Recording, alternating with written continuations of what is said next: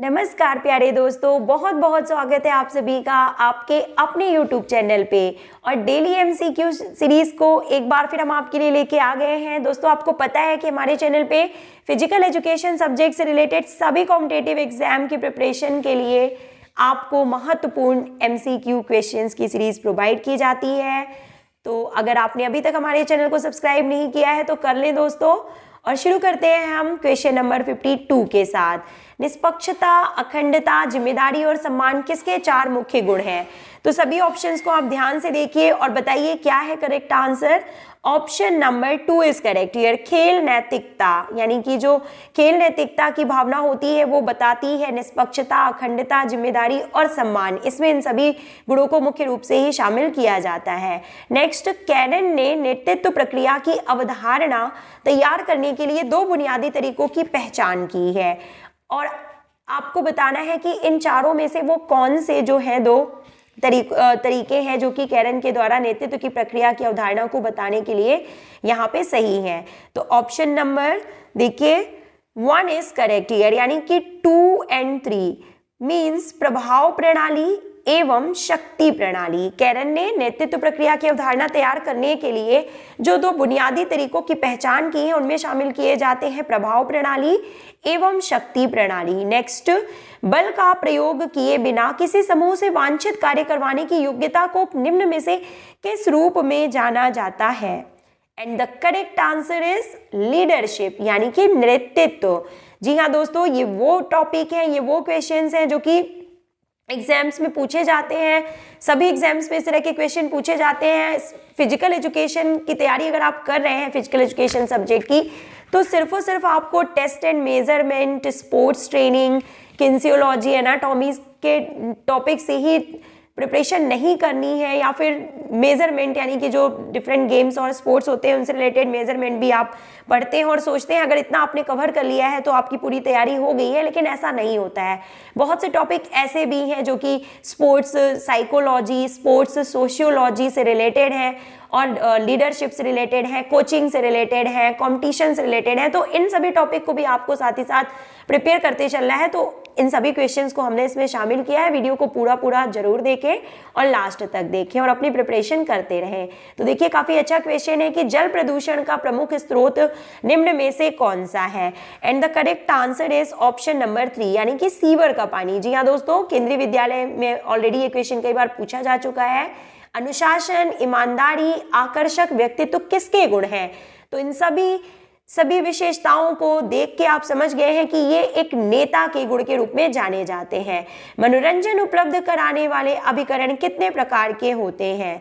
Option number 2 is correct here. 4 प्रकार के होते हैं मनोरंजन उपलब्ध कराने वाले अभिकरण। बालक बालिकाओं में भिन्नता का मुख्य आधार क्या होता है? And the correct answer is option number 3, यानी कि जो लिंग भेद है वो मुख्य आधार होता है डिफरेंस का, यानी कि भिन्नता का बालक एवं बालिकाओं में। नेक्स्ट, लोगों में किसी कार्य के प्रति उत्साह उत्पन्न करना व उन्हें प्रोत्साहित करना निम्न में से क्या कहलाता है? Option number 3 is correct here. नेतृत्व के रूप में इसे जाना जाता है। मनोवैज्ञानिक परीक्षणों से आमतौर पर किस आयु का पता लगाया जाता है? काफी अच्छा क्वेश्चन है, पहले भी एग्जाम में पूछा जा चुका है। And the correct answer is option number 3, जहां पे बात की जा रही है मनोवैज्ञानिक यानी कि साइकोलॉजिकल टेस्ट से रिलेटेड। तो ऑब्वियसली सीधी सी बात है कि मानसिक आयु का पता लगाने की बात यहाँ पे की जा रही है। नेक्स्ट, निम्न में से किस प्राचीन यूनानी दार्शनिक ने शारीरिक शिक्षा को युवाओं में नैतिक निपुणता लाने का साधन माना? और क्या है करेक्ट आंसर? देखिए, ऑप्शन नंबर 3 प्लेटो। प्लेटो को आदर्शवाद के प्रणेता के रूप में जाना जाता है और साथ ही साथ प्लेटो ही वो यूनानी दार्शनिक है जिन्होंने शारीरिक शिक्षा को युवाओं में नैतिक निपुणता लाने का महत्वपूर्ण जरिया बताया। प्रकृतिवाद के जनक निम्न में से कौन है? तो नेचुरलिज्म, प्रकृतिवाद की बात की जा रही है। करेक्ट आंसर रूसो है। और जो प्रैग्मेटिज्म यानी कि प्रयोजनवाद है उसके प्रणेता हैं जॉन डीवी। जॉन डीवी जो है वो प्रयोजनवाद, उपयोगितावाद या व्यवहारवाद के मुख्य प्रणेता के रूप में जाने जाते हैं। प्लेटो आदर्शवाद, अरस्तु यथार्थवाद एवं रूसो जो है वो प्रकृतिवाद के जनक के रूप में जाने जाते हैं। Now there is very important question, बहुत ही अच्छा और इंपॉर्टेंट क्वेश्चन है स्क्रीन पे कि एक मनोवैज्ञानिक किस पर काम करता है। And the correct answer is, आप सभी ने गेस कर लिया होगा, मानव व्यवहार। जी हाँ दोस्तों, जो साइकोलॉजी है वो एक ग्रीक भाषा का शब्द है और पहले जो इसका अर्थ है वो मन के रूप में जाना जाता था, आत्मा के रूप में, चेतना के रूप में। लेकिन जो करंट इसका अध्ययन है, जो मनोविज्ञान की परिभाषा दी जाती है, तो मनोविज्ञान जो है वो मानव व्यवहार के अध्ययन के रूप में जाना जाता है। और यही क्वेश्चन में पूछा गया है कि एक मनोवैज्ञानिक किस पर काम करता है, तो मानव व्यवहार पर। नेक्स्ट, खेल ही जीवन है का सिद्धांत किसने दिया है? Option number 4 is correct here, John Dewey ने खेल ही जीवन है का सिद्धांत दिया है। नेक्स्ट क्वेश्चन इज आस्किंग कि समयावधि की अवधारणा को किसने प्रतिपादित किया था? Option number 1 is correct here, वर्ष 1960 के दौरान रूस के लियो मेटिवेव ने समयावधि की अवधारणा को प्रतिपादित किया था। आदर्शवाद दर्शन का मुख्य उद्देश्य क्या तलाशना है? तो क्या मुख्य लक्ष्य है आदर्शवाद का? आप सभी को पता है दोस्तों, आदर्शवाद के प्रणेता प्लेटो जी हैं और सत्यम शिवम सुंदरम की अवधारणा पर आधारित है आदर्शवाद, यानी कि सत्य, सुंदरता और अच्छाई इस करेक्ट आंसर। मनोविज्ञान के पिता कौन है? तो सभी को पता है विलियम वुंट को मनोविज्ञान के पिता के रूप में जाना जाता है, पर साथ ही साथ आपको पता होना चाहिए कि जो खेल मनोविज्ञान है उसके पिता कौन है? तो कॉल्डवेल कुक को जो है कॉल्डवेल कुक को मनोविज्ञान के पिता के रूप में जाना जाता है। ओके, एक शारीरिक शिक्षा शिक्षक आजकल आवश्यक रूप से एक है, तो किस रूप में जाना जाता है शारीरिक शिक्षा शिक्षक को? बताइए। Option number 4 is correct here, उपरोक्त सभी, यानी एक निर्देशदाता, एक गति शिक्षक, एक अभ्यास मास्टर, सभी करेक्ट आंसर है। गतिक अधिगम के चरण निम्नलिखित में से कौन है? मोटर लर्निंग की बात यहाँ पे की जा रही है, तो मोटर लर्निंग के मुख्य घटक या कंपोनेंट्स कौन कौन से हैं? Option number 4 is correct here, 2, 3 and 4, यानी कि कॉग्निटिव स्टेज, संज्ञानात्मक प्रावस्था, साहचर्य प्रावस्था, देन 5th नंबर स्वायत्त प्रावस्था। ये तीनों जो है 2, 3 एंड 5 जो है ये मोटर लर्निंग के प्रमुख चरणों के रूप में जाने जाते हैं। नेक्स्ट, निम्नलिखित में से क्या प्रशिक्षण अंतरण के संबंध में नहीं है? And the correct answer is option number 1, यानी कि A, C और D। तो देखिए, नकारात्मक अंतरण, देन सकारात्मक अंतरण एंड D नंबर यानी कि शून्य अंतरण। तो दोस्तों हम बता दें यहाँ पे कि जो ये अंतरण है इससे क्या मतलब है, तो ये ट्रांसफर से मतलब है। यहाँ पे जो ट्रांसफर लर्निंग होता है, जो ट्रांसफर होता है, यानी कि जो सीखने के स्थानांतरण के रूप में जिसे जाना जाता है ट्रांसफर ऑफ लर्निंग, तो वो 3 तरह का होता है। या तो नकारात्मक ट्रांसफर ऑफ लर्निंग यानी कि negative transfer of learning, positive transfer of learning, और एक होता है 0। तो ये तीनों यहाँ पे सही ऑप्शन है, A, C and D is correct answer. Next, मनोविज्ञान की कौन सी शाखा सीखने के सिद्धांत के सबसे पास है? Option number 1 is correct here, व्यवहारवाद शाखा। पर्यवेक्षण का प्राथमिक ध्यान हमेशा होना चाहिए, और किस पे होना चाहिए? सीखने की स्थिति पर होना चाहिए पर्यवेक्षण का प्राथमिक ध्यान। नेक्स्ट, सर्वप्रथम सीखने के सिद्धांतों की खोज किसने की थी? तो सीखने के सिद्धांत आप सभी को पता है थॉर्नडाइक जी के द्वारा प्रतिपादित किए गए थे, जिन्होंने 3 मुख्य नियम एवं जो है 5 गौड़ नियम बताए हैं सीखने के। Let's move to next question. शिक्षण सीखने की प्रक्रिया में क्या महत्वपूर्ण भूमिका निभाता है? And the correct answer is option number 1, शिक्षकों का 2 शिक्षकों का व्यक्तित्व शिक्षण सीखने की प्रक्रिया में मुख्य भूमिका निभाता है। सफलता और विफलता गतिविधियों को सीखने में किससे संबंधित है? तो प्राप्ति की लालसा की ताकत, यानी कि जो किसी चीज को मन से सीखने की लालसा या इच्छा जितनी ज्यादा होती है उतनी ही ज्यादा हमें उसमें सफलता मिलती है, तो ये करेक्ट आंसर है। Next question is asking that एक परिस्थिति से दूसरी परिस्थिति में सीखना क्या कहलाता है, तो इसे अधिगम का स्थानांतरण कहते हैं, जो कि सकारात्मक, नकारात्मक एवं शून्य स्थानांतरण 3 तरह का हो सकता है।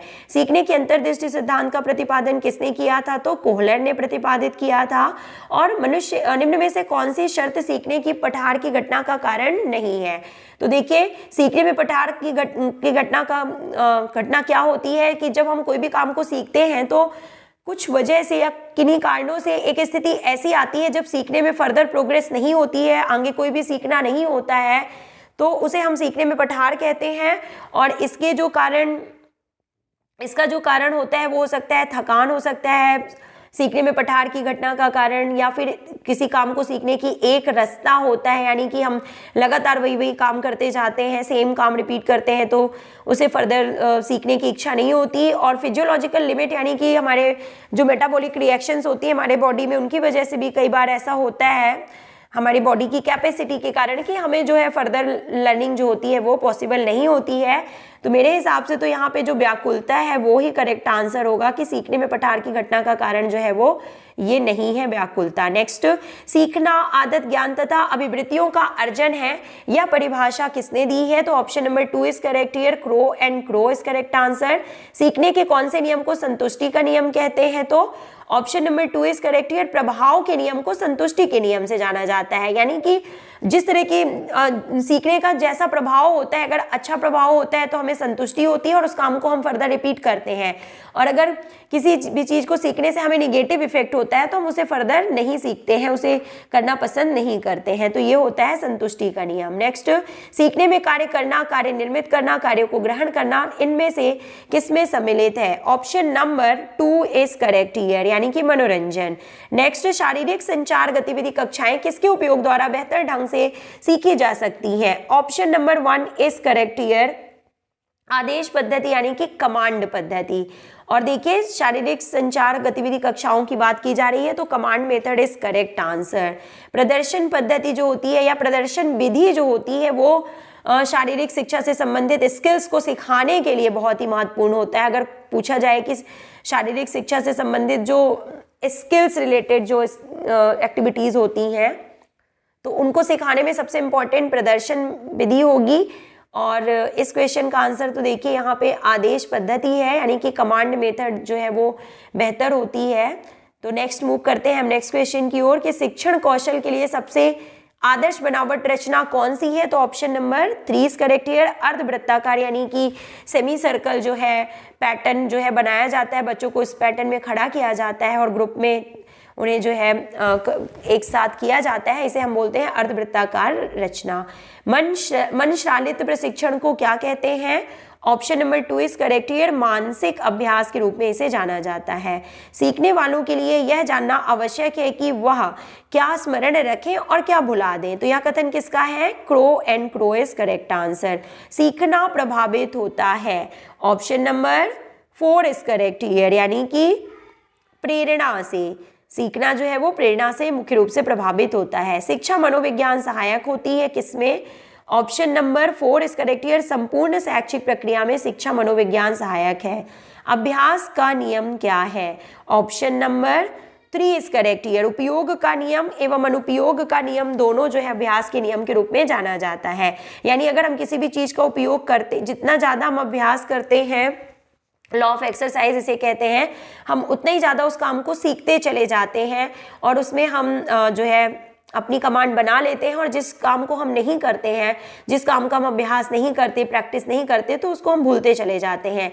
इसे अभ्यास के नियम के रूप में जाना जाता है। नेक्स्ट, अंतःदृष्टि सिद्धांत को किस विद्वान ने प्रतिपादित किया था, option number 3 is correct here, Kohler ने प्रतिपादित किया था। मोटर स्किल सीखने का सबसे उत्तम ढंग कौन सा है, तो option number 2 practice is correct answer. सीखी गई क्रिया का अन्य सामान्य परिस्थितियों में उपयोग किया जाना क्या कहलाता है, ऑप्शन नंबर 2 अधिगम स्थानांतरण कहलाता है।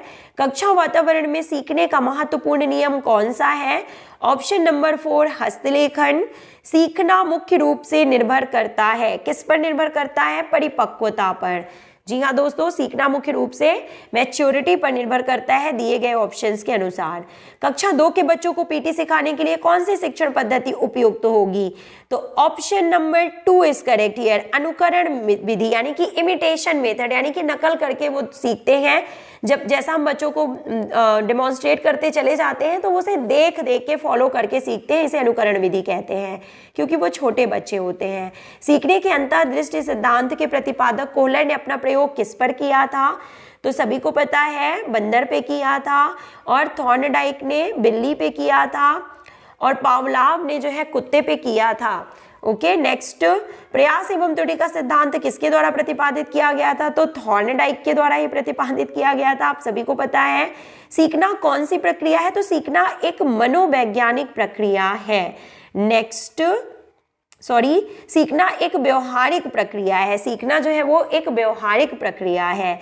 शारीरिक शिक्षा के कौशल सीखने की सर्वोत्तम विधि कौन सी है? Option number 4 is correct here. Trial एवं त्रुटि विधि शारीरिक शिक्षा के कौशल सीखने की विधि के लिए बोला जा रहा है यहाँ पे। तो ट्रायल एवं एरर विधि होगा, क्योंकि हम जितना करते जाते हैं, जितनी गलतियां करते हैं और उससे सीखते चले जाते हैं, तो ट्रायल एंड एरर होगा। अगर बोला जाए कि शारीरिक शिक्षा के कौशल सिखाने की सर्वोत्तम विधि कौन सी है, तो डेमोन्स्ट्रेशन मेथड करेक्ट आंसर होगा। नेक्स्ट, सीखी गई क्रिया का अन्य सामान्य परिस्थितियों में उपयोग किया जाना क्या कहलाता है? तो अधिगम स्थानांतर। Now last question of the series is there that इनमें से किसे कौशल सीखने की रीढ़ समझा जाता है? तो ये आज का आपका होमवर्क क्वेश्चन है दोस्तों। क्वेश्चन नंबर 100 का आंसर आप हमें कमेंट बॉक्स में लिख के बताइएगा। मिलते हैं इसी तरह के नेक्स्ट इंपॉर्टेंट वीडियो में। Till then take care, good bye, have a nice day.